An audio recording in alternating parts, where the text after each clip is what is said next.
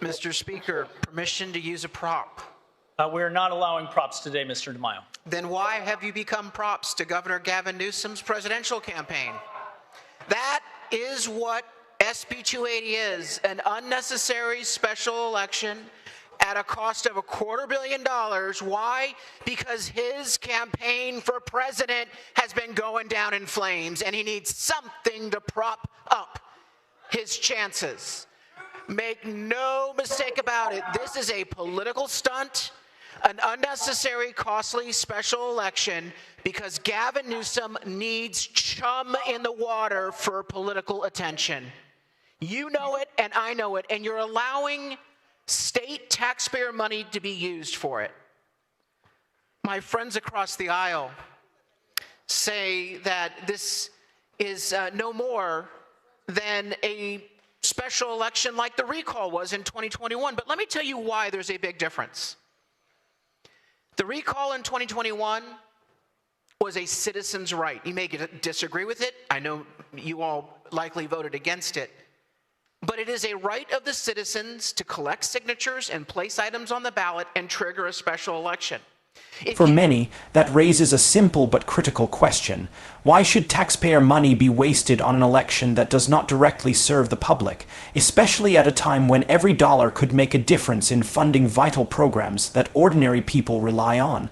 Critics argue that the main reason this election is being pushed forward is not because it is needed, but because Gavin Newsom's presidential campaign has been faltering, and he requires political momentum to revive his chances on the national stage.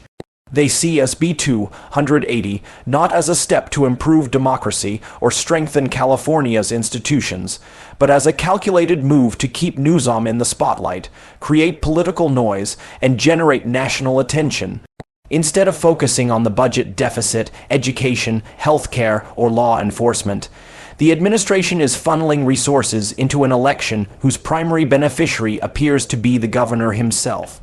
If you felt that this was necessary to overturn the 2010 Citizens Initiative that took the power out of your hands to manipulate lines, and that's what you're doing here, that's what ACA 8 does, takes the power away from the Citizens Commission and gives it right back to the politicians so they can do what they've done for the last 72 hours, go behind closed doors and manipulate maps and draw lines and fashion congressional districts for themselves or their friends in the future. If you wanted to do all that, then you should have done a Citizens Initiative campaign. You should have collected your signatures like the recall backers did, but you didn't. Because you have no problem spending precious, scarce state tax dollars in the middle of a budget crisis. You say that we have to defend dollars for California, but you have wantonly wasted money. SB 280, however, undermines that principle. Instead of respecting the will of the people, the bill reverses years of progress by pulling the power back into the hands of politicians. Critics say this move isn't temporary, as some lawmakers claim, but permanent. Once political leaders reclaim control over redistricting, there is almost no chance they will ever willingly give it back to the citizens.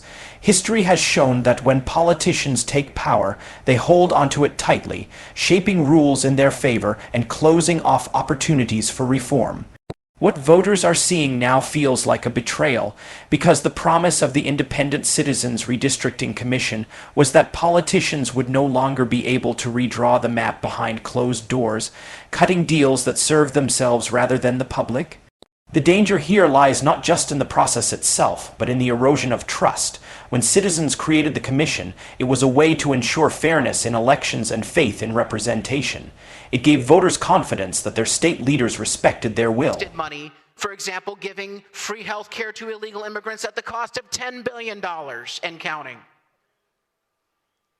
$250 million applied to our state budget may not make up for your multi-billion-dollar deficit, but it's a start. You know what $250 million would do? It would fully fund Prop 36 so that we could give power and tools to the prosecutors and the law enforcement agencies to arrest and punish criminals. Voters voted for Prop 36, but you refused to fund it. From the party that says says, let the voters decide and let's do what the voters want. Baloney. You do what you want. Might makes right. And that's exactly what you've done for the last 72 hours by trampling over constitutional provisions and violating House rules. And you talk about a fair election, SB 280 shortens the timeline necessary for an election, but because you have an urgency clause there, might makes right. You change election law. And now you're going to slap a misleading ballot title on. You can't even win based on the truth. You say you trust the voters, but you don't trust them enough to tell them the truth. Because your ballot measure title, because we've seen it, we've seen your polling that the DCCC or someone paid for. Leaders often use slogans like "let the voters decide," but the reality shows otherwise.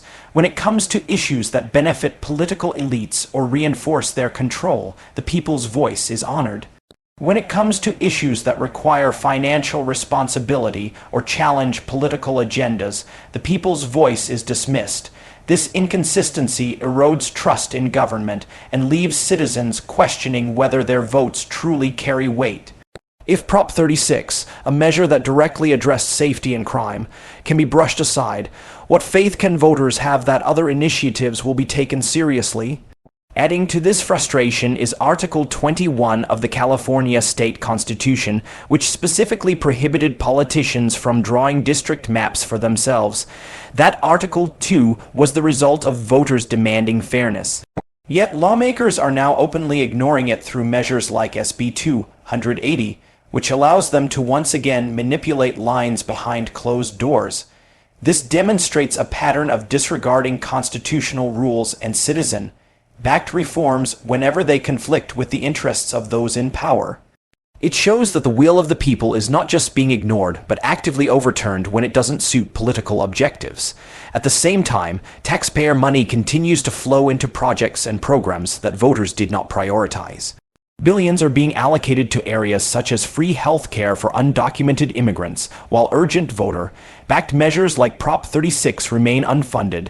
This misallocation of resources sends a clear message: political agendas come first and voter-approved initiatives come second, if at all.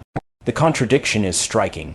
Lawmakers claim to value democracy, yet they spend heavily on unnecessary elections and ignore the very laws and propositions Retains the Independent Citizens Redistricting Commission. Are you proud of yourselves? Retains the Independent Citizens Redistricting Commission? You are eviscerating that commission. You are nullifying that commission. You are suspending the voice of the citizens and what they decided to grab the power back for yourself. And don't for a moment call it temporary.